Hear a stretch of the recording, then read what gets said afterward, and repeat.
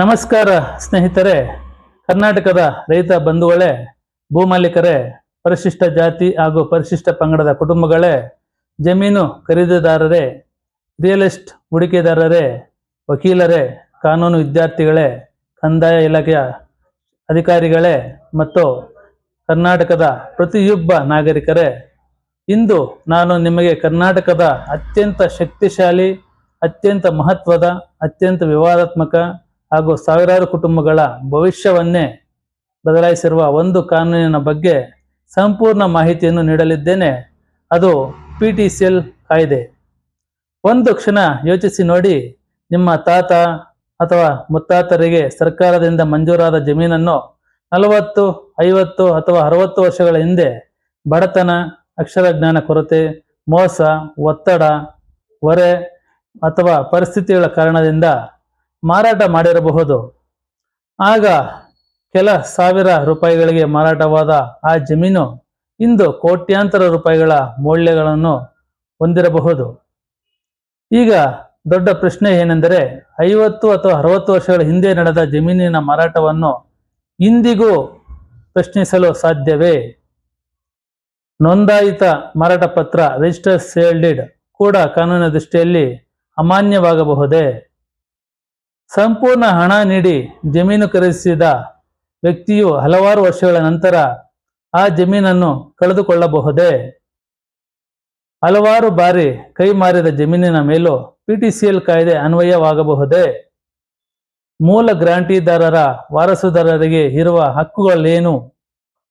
ಖರೀದಿದಾರರಿಗೆ ಇರುವ ಕಾನೂನು ರಕ್ಷಣೆಗಳೇನು? ಸುಪ್ರೀಂ ಕೋರ್ಟ್ ಮತ್ತು ಹೈಕೋರ್ಟ್ಗಳ ಇತ್ತೀಚಿನ ತೀರ್ಪುಗಳು ಏನು ಹೇಳುತ್ತವೆ? ಇತ್ತೀಚಿನ PTCL ತಿದ್ದುಪಡಿಗಳ ಪರಿಣಾಮಗಳೇನು?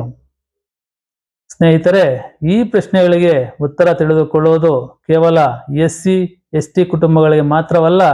ಕರ್ನಾಟಕದಲ್ಲಿ ಜಮೀನು ಹೊಂದಿರುವ, ಜಮೀನು ಖರೀದಿಸಲು ಯೋಚಿಸುತ್ತಿರುವ, ಪಿತ್ರಾರ್ಜಿತ ಆಸ್ತಿಯ ವಾರಸುದಾರರಾಗಿರುವ, ರಿಯಲ್ ಎಸ್ಟೇಟ್ ಕ್ಷೇತ್ರದಲ್ಲಿ ಕಾರ್ಯನಿರ್ವಹಿಸುತ್ತಿರುವ, ಬ್ಯಾಂಕ್ ಸಾಲ ಪಡೆಯುತ್ತಿರುವ ಅಥವಾ ಹೂಡಿಕೆ ಮಾಡುತ್ತಿರುವ ಪ್ರತಿಯೊಬ್ಬರಿಗೂ ಇದು ಅತ್ಯಂತ ಅಗತ್ಯವಾಗಿದೆ.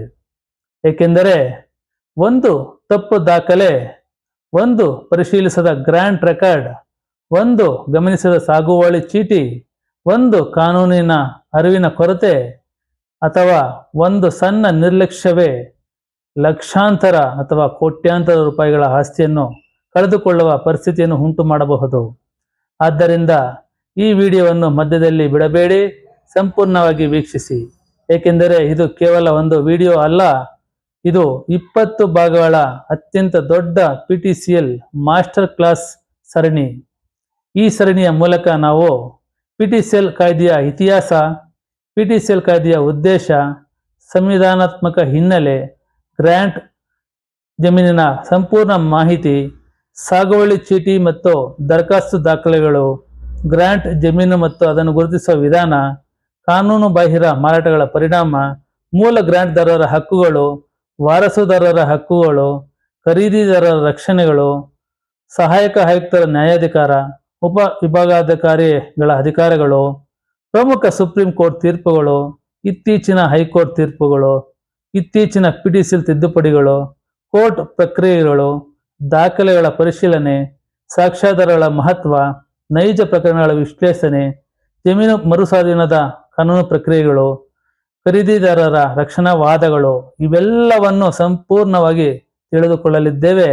ಇನ್ನು ಮುಖ್ಯವಾಗಿ, ಬಹುಮುಖ್ಯವಾಗಿ ಭಾಗ 11ರಿಂದ ಭಾಗ 20ರವರೆಗೆ ನಾವು ಅತ್ಯಂತ ಗಂಭೀರವಾದ ವಿಶೇಷ ವಿಷಯಗಳಾದ PTCL ವಿರುದ್ಧ ಲಿಮಿಟೇಷನ್ ಆಕ್ಟ್, ಇನ್ನೊಮ್ಮೆ PTCL ವಿರುದ್ಧ ಲಿಮಿಟೇಷನ್ ಆಕ್ಟ್ ಏನು ಹೇಳುತ್ತದೆ, PTCL ವಿರುದ್ಧ ಅಡ್ವರ್ಸ್ ಪೊಸಿಷನ್ ಏನು ಹೇಳುತ್ತದೆ, PTCL ವಿರುದ್ಧ ಸಿವಿಲ್ ಕೋರ್ಟ್ ಜ್ಯುರಿಡಿಕ್ಷನ್ ಏನು, GPA ಮೂಲಕ ಮಾರಾಟಗಳ ಕಾನೂನು ಸ್ಥಿತಿ ಏನು, ಜಾಯಿಂಟ್ ಫ್ಯಾಮಿಲಿ ಪ್ರಾಪರ್ಟಿ ಮತ್ತು PTCLನ ವ್ಯವಸ್ಥೆ ಏನು, ಹೆಣ್ಣು ಮಕ್ಕಳ ವಾರಸತ್ವ ಹಕ್ಕುಗಳು PTCL ಏನು, ಎವಿಡೆನ್ಸಿ ಸ್ಟ್ರಾಟಜಿ ಏನು, ಕ್ರಾಸ್ ಎಕ್ಸಾಮಿನೇಷನ್ ಸ್ಟ್ರಾಟಜಿ ಹೇಗಿರುತ್ತೆ, ಪರ್ಚೇಸರ್ ಡಿಫೆನ್ಸ್ ಸ್ಟ್ರಾಟಜಿ ಹೇಗಿರುತ್ತೆ, ಸಂಪೂರ್ಣ PTCL case study master class ಹೇಗಿರುತ್ತೆ, ಇವುಗಳ ಬಗ್ಗೆ ಆಳವಾದ ಚರ್ಚೆ ನಡೆಸಲಿದ್ದೇವೆ.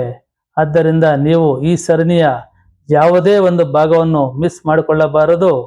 ಪ್ರತಿಯೊಂದು ಭಾಗವು ಮುಂದಿನ ಭಾಗಕ್ಕೆ ಅಡಿಪಾಯವಾಗಿರುತ್ತದೆ. ಭಾಗ 1 ಅರ್ಥವಾಗದಿದ್ದರೆ ಭಾಗ 2 ಅರ್ಥವಾಗುವುದಿಲ್ಲ. ಭಾಗ 2 ಅರ್ಥವಾಗದಿದ್ದರೆ ಭಾಗ 3 ಅರ್ಥವಾಗುವುದಿಲ್ಲ. ಹೀಗೆ ಪ್ರತಿಯೊಂದು ಭಾಗವು ಮುಂದಿನ ಭಾಗಕ್ಕೆ ಅತ್ಯಂತ ಮುಖ್ಯವಾಗಿದೆ. ಆದ್ದರಿಂದ ಈಗಲೇ ಈ ಚಾನಲ್ಗೆ ಸಬ್ಸ್ಕ್ರೈಬ್ ಮಾಡಿಕೊಳ್ಳಿ, ಬೆಲ್ ಐಕಾನ್ ಅನ್ನು ಒತ್ತಿ, ಆಲ್ ನೋಟಿಫಿಕೇಶನ್ ಅನ್ನು ಆನ್ ಮಾಡಿ. ಮುಂದಿನ ದಿನಗಳಲ್ಲಿ ಪ್ರಕಟವಾಗುವ ಪ್ರತಿಯೊಂದು ಭಾಗವನ್ನು ತಪ್ಪದೆ ವೀಕ್ಷಿಸಿ.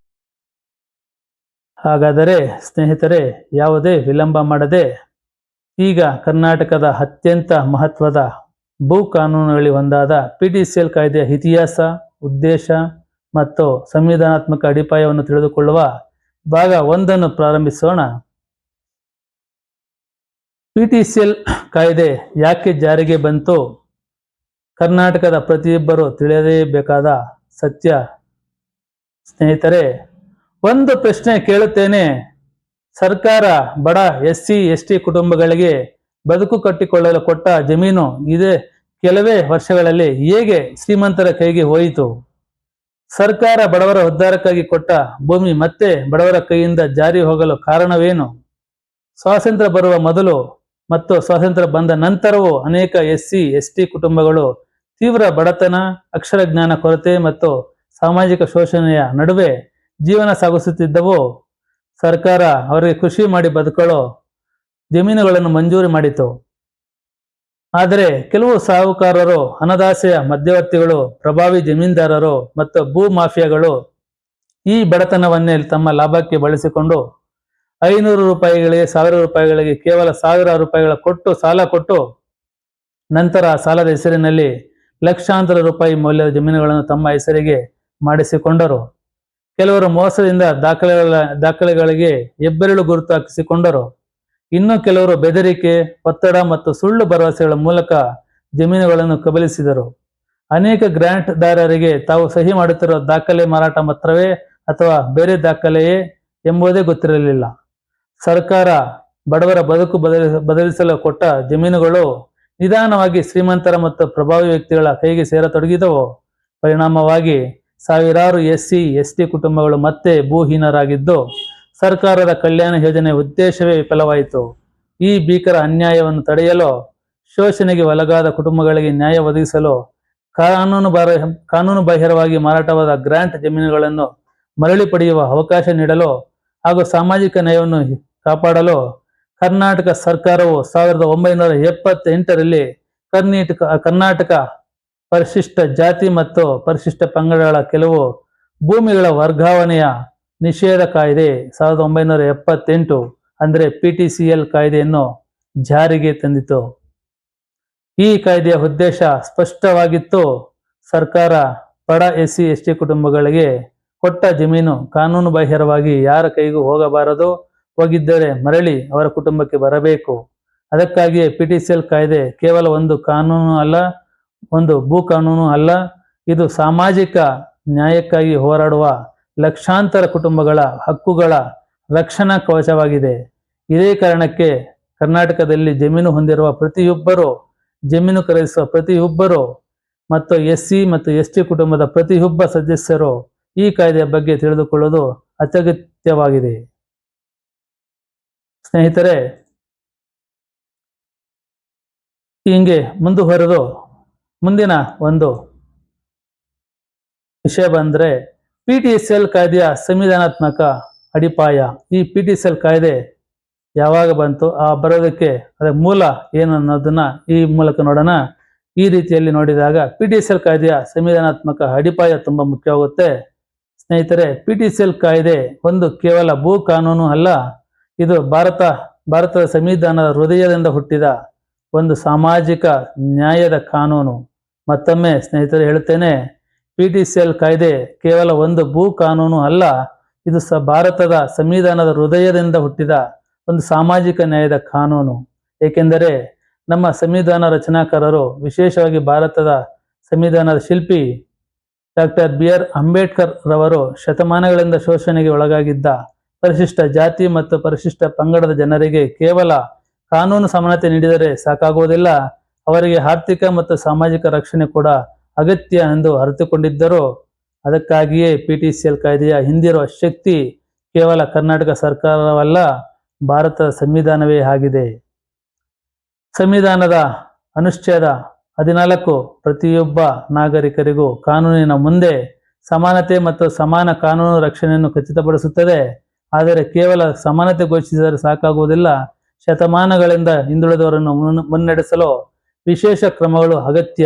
ಅದಕ್ಕಾಗಿಯೇ ಅನುಚ್ಛೇದ 15(4) ರಾಜ್ಯಕ್ಕೆ ಸಾಮಾಜಿಕ ಮತ್ತು ಶೈಕ್ಷಣಿಕವಾಗಿ ಹಿಂದುಳಿದ ವರ್ಗಗಳ, ವಿಶೇಷವಾಗಿ SC ಮತ್ತು ST ಸಮುದಾಯಗಳ ಅಭಿವೃದ್ಧಿಗಾಗಿ ವಿಶೇಷ ಕಾನೂನುಗಳನ್ನು ಜಾರಿಗೆ ತರಲು ಅಧಿಕಾರ ನೀಡುತ್ತದೆ. PTCL ಕಾಯ್ದೆಯು ಅದೇ ಸಂವಿಧಾನಾತ್ಮಕ ಶಕ್ತಿಯಿಂದ ಹುಟ್ಟಿಕೊಂಡಿದೆ. ಮುಂದೆ ಅನುಚ್ಛೇದ 21 ಕೇವಲ ಬದುಕುವ ಹಕ್ಕನ್ನು ಮಾತ್ರವಲ್ಲ, ಗೌರವಯುತ ಜೀವನದ ನಡೆಸುವ ಹಕ್ಕನ್ನು ನೀಡುತ್ತದೆ. ಒಬ್ಬ ರೈತನಿಗೆ ಜಮೀನು ಕೇವಲ ಆಸ್ತಿಯಲ್ಲ, ಅದು ಅವನ ಬದುಕು, ಅವನ ಕುಟುಂಬದ ಭವಿಷ್ಯ, ಅವನ ಜೀವನೋಪಾಯ. ಆದ್ದರಿಂದ ಸರ್ಕಾರದಿಂದ ಮಂಜೂರಾದ ಜಮೀನು ಅನ್ಯಾಯವಾಗಿ ಕಳೆದು ಹೋದರೆ ಅದು ಕೇವಲ ಭೂಮಿಯ ನಷ್ಟವಲ್ಲ, ಅದು ಜೀವನೋಪಾಯದ ಹಕ್ಕಿನ ಮೇಲಿನ ದಾಳಿ. ಹಾಗೆಯೇ ಅನುಚ್ಛೇದ 38 ದೇಶದಲ್ಲಿ ಆರ್ಥಿಕ, ಸಾಮಾಜಿಕ ಮತ್ತು ರಾಜಕೀಯ ನ್ಯಾಯ ಸ್ಥಾಪಿಸಲು ರಾಜ್ಯವನ್ನು ನಿರ್ದೇಶಿಸುತ್ತದೆ. ಅನುಚ್ಛೇದ 39(b) ದೇಶದ ಸಂಪನ್ಮೂಲಗಳು ಕೇವಲ ಕೆಲವೇ ಜನರ ಕೈಯಲ್ಲಿ ಕೇಂದ್ರೀಕರಿಸದೆ ಸಮಾಜದ ಎಲ್ಲ ವರ್ಗಗಳು ಸಮಾನವಾಗಿ ತಲುಪುವಂತೆ ನೋಡಿಕೊಳ್ಳಲು ಸೂಚಿಸುತ್ತದೆ. ಸರ್ಕಾರ SC ಮತ್ತು ST ಕುಟುಂಬಗಳಿಗೆ ಜಮೀನು ನೀಡಿದ ಉದ್ದೇಶವು ಇದೇ ಆಗಿತ್ತು. ಆದರೆ ಈ ಜಮೀನುಗಳು ಮತ್ತೆ ಶ್ರೀಮಂತರ ಮತ್ತು ಪ್ರಭಾವಿಗಳ ಕೈಗೆ ಹೋದರೆ ಸಂವಿಧಾನದ ಉದ್ದೇಶವೇ ವಿಫಲವಾಗುತ್ತದೆ. ಇದಕ್ಕಿಂತಲೂ ಮುಖ್ಯವಾಗಿ ಅನುಚ್ಛೇದ 46 ರಾಜ್ಯಕ್ಕೆ ಸ್ಪಷ್ಟ ನಿರ್ದೇಶನ ನೀಡುತ್ತದೆ. ಪರಿಶಿಷ್ಟ ಜಾತಿ ಮತ್ತು ಪರಿಶಿಷ್ಟ ಪಂಗಡಗಳ ಶೈಕ್ಷಣಿಕ ಮತ್ತು ಆರ್ಥಿಕ ಹಿತಾಸಕ್ತಿಗಳನ್ನು ವಿಶೇಷವಾಗಿ ರಕ್ಷಿಸಬೇಕು ಮತ್ತು ಅವರನ್ನು ಸಾಮಾಜಿಕ ಅನ್ಯಾಯ ಹಾಗೂ ಶೋಷಣೆಯಿಂದ ಕಾಪಾಡಬೇಕು. PTCL ಕಾಯ್ದೆಯ ಆತ್ಮವೇ ಇದೆ. PTCL ಕಾಯ್ದೆಯ ಆತ್ಮವೇ ಇದು. ಅನುಚ್ಛೇದ 46 ಈ ಕಾಯ್ದೆಯ ಮುಖ್ಯ ಉದ್ದೇಶವೇ SC ಮತ್ತು ST ಕುಟುಂಬಗಳನ್ನು ಭೂ ಶೋಷಣೆಯಿಂದ ರಕ್ಷಿಸುವುದು. ಅದೇ ರೀತಿ ಅನುಚ್ಛೇದ 341 ಮತ್ತು 342 ಯಾವ ಸಮುದಾಯಗಳು ಪರಿಶಿಷ್ಟ ಜಾತಿ ಮತ್ತು ಪರಿಶಿಷ್ಟ ಪಂಗಡಗಳನ್ನು ಗುರುತಿಸುವ ಸಂವಿಧಾನಾತ್ಮಕ ವ್ಯವಸ್ಥೆಯನ್ನು ಒದಗಿಸುತ್ತದೆ, ಆ ಗುರುತಿನ ಆಧಾರದ ಮೇಲೆಯೇ PTCL ಕಾಯ್ದೆಯ ರಕ್ಷಣೆ ಅನ್ವಯವಾಗುತ್ತದೆ. ಆದ್ದರಿಂದ ಸ್ನೇಹಿತರೆ, PTCL ಕಾಯ್ದೆ ಕೇವಲ ಜಮೀನು ವಾಪಸ್ಸು ಪಡೆಯುವ ಕಾನೂನು ಅಲ್ಲ, ಇದು ಭಾರತದ ಸಂವಿಧಾನ ನೀಡಿರುವ ಸಾಮಾಜಿಕ ನ್ಯಾಯದ ಒಂದು ಜೀವಂತ ಉದಾಹರಣೆ. ಈ ಕಾಯ್ದೆಯ ಮೂಲಕ ಸರ್ಕಾರ ಹೇಳುವುದೇನೆಂದರೆ, ದುರ್ಬಲರ ರಕ್ಷಣೆ, ಶೋಷಿತರ ನ್ಯಾಯ ಮತ್ತು ಸಂವಿಧಾನದ ಮೌಲ್ಯಗಳ ಸಂರಕ್ಷಣೆ ನಮ್ಮ ಕರ್ತವ್ಯ. ಅದಕ್ಕಾಗಿ PTCL ಕಾಯ್ದೆಯನ್ನು ಅರ್ಥ ಮಾಡಿಕೊಳ್ಳುವುದು ಎಂದರೆ ಕೇವಲ ಒಂದು ಕಾನೂನನ್ನು ತಿಳಿದುಕೊಳ್ಳುವುದಲ್ಲ, ಭಾರತದ ಸಂವಿಧಾನದ ಸಾಮಾಜಿಕ ನ್ಯಾಯದ ತತ್ವವನ್ನು ಅರ್ಥ ಮಾಡಿಕೊಳ್ಳುವುದಾಗಿದೆ. ಈ ನಿಟ್ಟಿನಲ್ಲಿ ಸ್ನೇಹಿತರೆ, ನಿಮ್ಮ ಊರಿನಲ್ಲಿ ಅಥವಾ ನಿಮ್ಮ ಕುಟುಂಬಗಳಲ್ಲಿ PTCL ಜಮೀನು ವಿವಾದ ಇದ್ದರೆ ಕಮೆಂಟಿನಲ್ಲಿ PTCL ಎಂದು ಟೈಪ್ ಮಾಡಿ. ಭಾಗ 2ರಲ್ಲಿ ಗ್ರಾಂಟ್ ಜಮೀನನ್ನು ಹೇಗೆ ಗುರುತಿಸುವುದು ಎಂಬ ಅತ್ಯಂತ ಮುಖ್ಯವಾದ ವಿಷಯವನ್ನು ತಿಳಿದುಕೊಳ್ಳೋಣ. ಸ್ನೇಹಿತರೆ, ಮತ್ತೊಂದು ಮುಖ್ಯ ವಿಚಾರ ಇಲ್ಲಿ ಮಾತನಾಡೋಣ. PTCL ಕಾಯ್ದೆ ಒಂದು ಸಾಮಾಜಿಕ ನ್ಯಾಯದ ಮತ್ತು ರಕ್ಷಣಾತ್ಮಕ ಕಾನೂನು ಆಗಿದೆ. ಸ್ನೇಹಿತರೆ, PTCL ಕಾಯ್ದೆಯನ್ನು ಸರಿಯಾಗಿ ಅರ್ಥ ಮಾಡಿಕೊಳ್ಳಬೇಕಾದರೆ ಮೊದಲು ಒಂದು ಮಹತ್ವದ ಕಾನೂನು ತತ್ವವನ್ನು ಅರ್ಥ ಮಾಡಿಕೊಳ್ಳಬೇಕು. ಅದು ವೆಲ್ಫೇರ್ ಲೆಜಿಸ್ಲೇಷನ್ ಅಥವಾ ಸಾಮಾಜಿಕ ಕಲ್ಯಾಣ ಕಾನೂನು ಎಂಬ ತತ್ವ. ಭಾರತದ ಸುಪ್ರೀಂ ಕೋರ್ಟ್ ಅನೇಕ ತೀರ್ಪುಗಳಲ್ಲಿ ಸ್ಪಷ್ಟವಾಗಿ ಹೇಳಿರುವುದು ಏನೆಂದರೆ, PTCL ಕಾಯ್ದೆ ಸಾಮಾನ್ಯ ಭೂ ವ್ಯವಹಾರಗಳನ್ನು ನಿಯಂತ್ರಿಸುವ ಕಾನೂನು ಅಲ್ಲ. ಇದು ಸಮಾಜದ ದುರ್ಬಲ ವರ್ಗಗಳನ್ನು ರಕ್ಷಿಸಲು ರೂಪಿಸಿಕೊಂಡಿರುವ ಒಂದು ವಿಶೇಷ ಕಲ್ಯಾಣಕಾರಿ ಕಾನೂನು. ಆದ್ದರಿಂದ PTCL ಕಾಯ್ದೆಯನ್ನು ನ್ಯಾಯಾಲಯಗಳು ಕೇವಲ ತಾಂತ್ರಿಕ ದೃಷ್ಟಿಯಿಂದ ನೋಡುವುದಿಲ್ಲ, ಅದರ ಹಿಂದೆ ಇರುವ ಸಾಮಾಜಿಕ ನ್ಯಾಯದ ಉದ್ದೇಶವನ್ನು ಗಮನದಲ್ಲಿಟ್ಟುಕೊಂಡೇ ವ್ಯಾಖ್ಯಾನಿಸುತ್ತವೆ. ಏಕೆಂದರೆ ಸರ್ಕಾರ SC ST ಕುಟುಂಬಗಳಿಗೆ ನೀಡಿದ ಜಮೀನುಗಳು ಕೇವಲ ಆಸ್ತಿಯಲ್ಲ, ಅವು ಅವರ ಜೀವನೋಪಾಯ, ಅವರ ಕುಟುಂಬದ ಭದ್ರತೆ ಮತ್ತು ಅವರ ಭವಿಷ್ಯದ ಆಶಾಕಿರಣವಾಗಿದ್ದವು. ಆದರೆ ಬಡತನ, ಅಕ್ಷರ ಜ್ಞಾನ ಕೊರತೆ, ಮೋಸ, ಒತ್ತಡ ಮತ್ತು ಆರ್ಥಿಕ ಸಂಕಷ್ಟಗಳಿಂದ ಸಾವಿರಾರು ಕುಟುಂಬಗಳು ಈ ಜಮೀನುಗಳನ್ನು ಕಳೆದುಕೊಂಡವು. ಈ ಅನ್ಯಾಯವನ್ನು ಸರಿಪಡಿಸಲು PTCL ಕಾಯ್ದೆಯನ್ನು ಜಾರಿಗೆ ತರಲಾಯಿತು. ಅದಕ್ಕಾಗಿಯೇ ಸುಪ್ರೀಂ ಕೋರ್ಟ್ ಅನೇಕ ಬಾರಿ ಹೇಳಿರುವುದು ಏನೆಂದರೆ PTCL ಕಾಯ್ದೆ ಒಂದು ಬೆನಿಫಿಷಿಯಲ್ ಲೆಜಿಸ್ಲೇಷನ್, ಹಿತಕಾರಿ ಕಾನೂನು ಅಂತ. ಸೋಷಿಯಲ್ ಜಸ್ಟಿಸ್ ಲೆಜಿಸ್ಲೇಷನ್ ಅಂದರೆ ಸಾಮಾಜಿಕ ನ್ಯಾಯದ ಕಾನೂನು ಮತ್ತು ಪ್ರೊಟೆಕ್ಟಿವ್ ಲೆಜಿಸ್ಲೇಷನ್ ರಕ್ಷಣಾತ್ಮಕ ಕಾನೂನು ಆಗಿದೆ ಎಂದ. ಇದರ ಉದ್ದೇಶ ವ್ಯಾಪಾರಿಕ ವ್ಯವಹಾರಗಳನ್ನು ರಕ್ಷಿಸುವುದಲ್ಲ, ಶೋಷಣೆಗೆ ಒಳಗಾದ SC/ST ಕುಟುಂಬಗಳನ್ನು ರಕ್ಷಿಸಿಕೊಳ್ಳಲಾಗಿದೆ. ಇದೇ ಕಾರಣದಿಂದ PTCL ಕಾಯ್ದೆ ಜಾರಿಗೆ ಬಂದ ನಂತರದ ಅನೇಕ ವರ್ಷಗಳ ಕಾಲ ನ್ಯಾಯಾಲಯಗಳು ಈ ಕಾಯ್ದೆಯನ್ನು SC ಮತ್ತು ST ಗ್ರಾಂಟ್ದಾರರ ಪರವಾಗಿ ಉದಾರವಾಗಿ ಲಿಬರಲ್ ಇಂಟರ್ಪ್ರಿಟೇಷನ್ ವ್ಯಾಖ್ಯಾನಿಸುತ್ತಿದ್ದವು. ಅಂದರೆ ಯಾವುದೇ ಅನುಮಾನ ಮತ್ತು ಸಂಶಯ ಇದ್ದರೆ ಅದರ ಪ್ರಯೋಜನವನ್ನು ಸಾಮಾನ್ಯವಾಗಿ ಮೂಲ ಗ್ರಾಂಟಿದಾರರು ಅಥವಾ ಅವರ ವಾರಸುದಾರರ ಪರವಾಗಿ ನೀಡಲಾಗುತ್ತಿತ್ತು. ನ್ಯಾಯಾಲಯಗಳ ಪ್ರಮುಖ ಉದ್ದೇಶವೇ ಸರ್ಕಾರದ ಕಲ್ಯಾಣ ಯೋಜನೆಯ ಮೂಲಕ ನೀಡಲಾದ ಜಮೀನುಗಳು ಮತ್ತೆ ದುರ್ಬಲ ವರ್ಗಗಳ ಕೈಗೆ ಮರಳಬೇಕು ಎಂಬುದಾಗಿತ್ತು. ಆದರೆ ಸ್ನೇಹಿತರೆ, ಇಲ್ಲಿ ಒಂದು ಮಹತ್ವದ ತಿರುವು ಇದೆ. ಕಾಲಕ್ರಮೇಣ ಕೆಲವು ಪ್ರಕರಣಗಳಲ್ಲಿ 30, 40, 50 ವರ್ಷಗಳ ನಂತರವೂ PTCL ಅರ್ಜಿಗಳನ್ನು ಸಲ್ಲಿಸಲಾಗತೊಡಗಿತು. ಇದರಿಂದ ಒಂದು ಕಡೆ ಸಾಮಾಜಿಕ ನ್ಯಾಯದ ಪ್ರಶ್ನೆ ಉದ್ಭವಿಸಿದರೆ ಮತ್ತೊಂದು ಕಡೆ ದೀರ್ಘಕಾಲದಿಂದ ಜಮೀನನ್ನು ಹೊಂದಿದ್ದ ಖರೀದಿದಾರರ ಹಕ್ಕುಗಳ ಪ್ರಶ್ನೆ ಉದ್ಭವಿಸಿತು.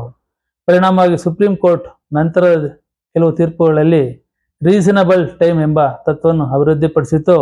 ಇದರ ಬಗ್ಗೆ ನಾವು ಮುಂದಿನ ಭಾಗಗಳಲ್ಲಿ ವಿವರವಾಗಿ ಚರ್ಚಿಸಲಿದ್ದೇವೆ. ಆದರೆ ಒಂದು ವಿಷಯ ಸ್ಪಷ್ಟ, PTCL ಕಾಯ್ದೆಯ ಮೂಲ ಆತ್ಮ ಇಂದಿಗೂ ಸಾಮಾಜಿಕ ನ್ಯಾಯವೇ ಆಗಿದೆ. ಈ ಕಾಯ್ದೆಯು ದುರ್ಬಲರನ್ನು ರಕ್ಷಿಸಲು, ಶೋಷಣೆಯನ್ನು ತಡೆಯಲು ಮತ್ತು ಸರ್ಕಾರ ನೀಡಿದ ಭೂಮಿಯ ನಿಜವಾದ ಫಲಾನುಭವಿಗಳಿಗೆ ತಲುಪುವಂತೆ ಮಾಡಲು ರೂಪಿಸಿಕೊಂಡಿರುವ ಒಂದು ವಿಶಿಷ್ಟ ಕಾನೂನು.